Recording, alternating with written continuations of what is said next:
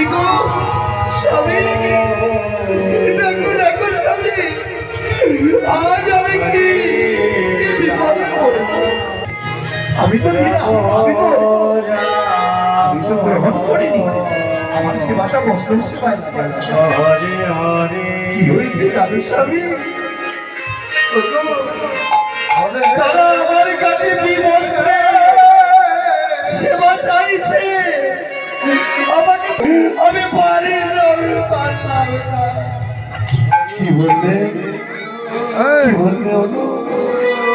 আমি এক স্বামী হিসাবে তোমাকে, তবে আরেকটি কথা জেনে রেখো, বৈষ্ণবে যেন সেবা না করে আমার এই কুঠুর থেকে ঘুরে যাক, সেটাও আমি চাই না।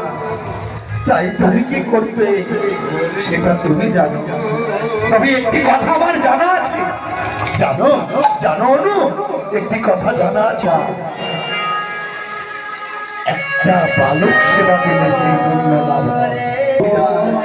সেটা তুমি কি করবে সেটা তুমি জানো অনু, সেটা তুমি জানো। স্বামীকে বসিয়ে দিয়ে ছুটতে ছুটতে গেলে মায়ের মন্দিরে। এদিকে মা প্রতিষ্ঠান হয়ে, আগে থেকেই তার মন্দিরে প্রতিষ্ঠান হয়েছে। মা